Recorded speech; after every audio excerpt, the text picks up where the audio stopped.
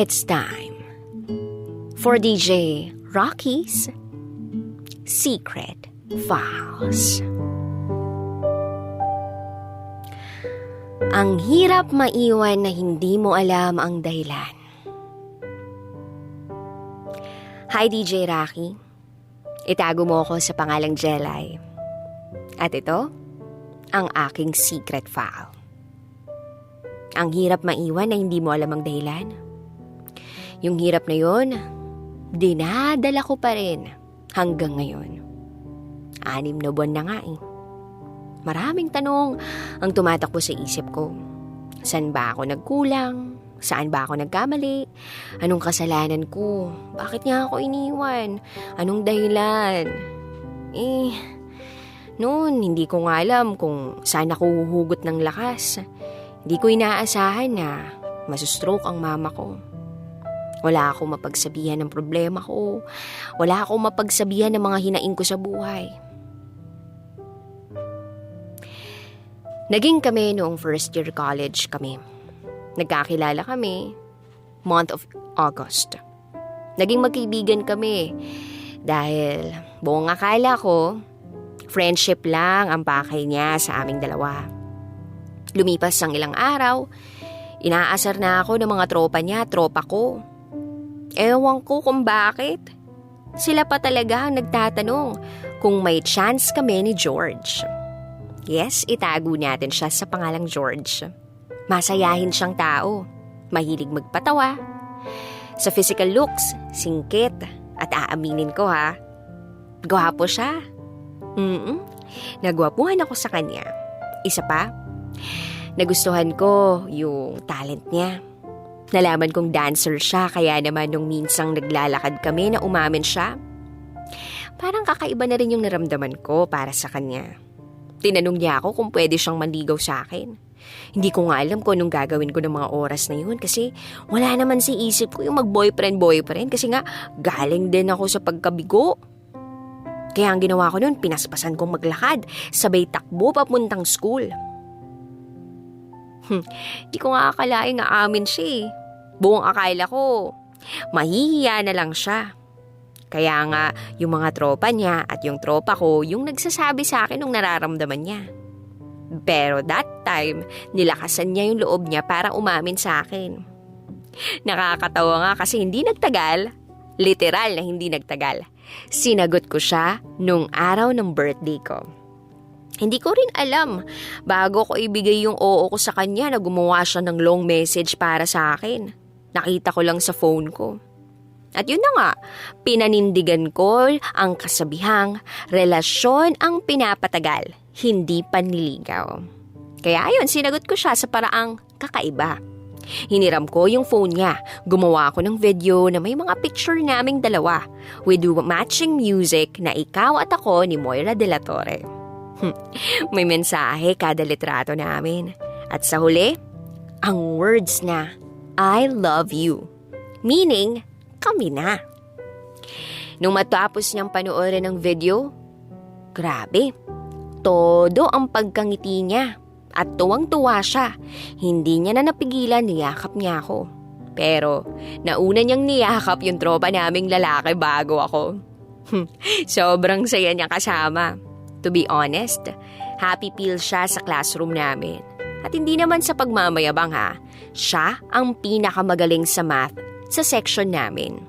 Tinuturuan pa niya yung prof namin pag nalilito. Sa hip-hop contest, siya ang leader. Kaya naman pag sumasayaw siya, bugbog talaga ako sa mga katabi ko. Kilig na kilig sila. Sabay sigaw nila, boyfriend ni Jella yan. Kaya naman hindi ko rin maitatanggi na swerte ako kay George. Walang araw na hindi ko siya kasama. Maski Sabado at Linggo, nakikita ko siya dahil hinahatid sundo niya ako sa bahay namin.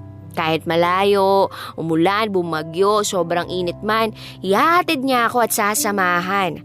Kapag naubos yung allowance ko, uuwi kami sa bahay namin.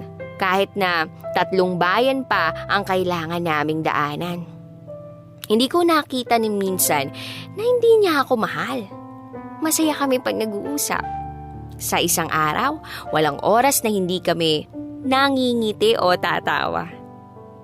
Pero ito na nga, Nagsimula na nga ang pandemya.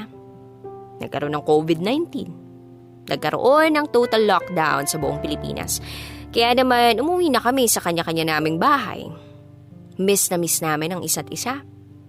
March nung nagsimula ang lockdown. March hanggang July, okay kami.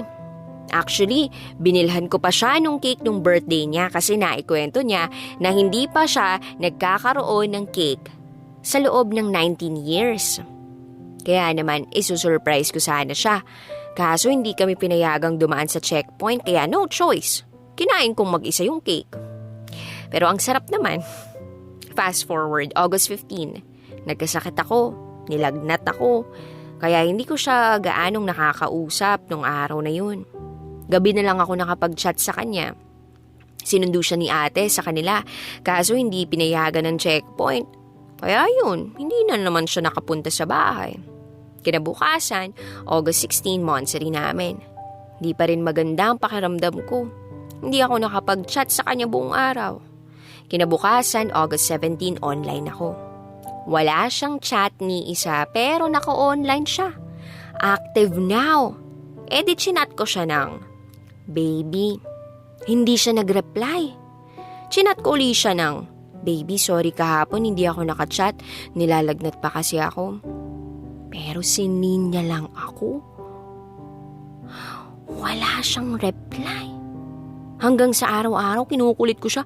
Ilang araw na ako hindi nire-replyan. Mag-iisang buwan na. At doon na ako nagsimulang masaktan. Hindi ko alam kung anong nangyari. Hanggang sa last week na ng August, chinat ko siya. Sinabi ko na last message ko na to. At sabihin naman niya yung dahilan. Kung bakit. Kasi hirap na akong mag-isip kung anong dahilan. At yun, nag-reply siya. Ang tanging sinabi niya lang ay, "Sorry talaga. Pasensya na. Gusto ko na talagang mapag-isa." Hindi ko alam kung anong mararamdaman ko nung gabing yun. Tumulo yung luha ko nang hindi ko namalayan. Bumigat yung dibdib ko. Hindi ko alam kung anong gagawin ko. Gusto kong sumigaw. Gusto kong umiyak. Gusto kong umiyak ng malakas. Gusto ko siyang puntahan pero walang ibang paraan. Araw-araw mabigat yung puso ko. Lagi kong tinatanong sa isip ko, sa sarili ko kung saan ba ako nagkamali o anong kasalanan ko sa kanya. Ang hirap mag-move on na hindi ko alam ang dahilan.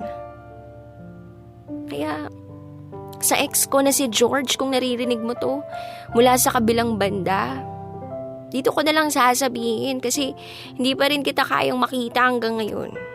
Gusto ko lang sabihin na abutin mo lahat ng mga pangarap mo.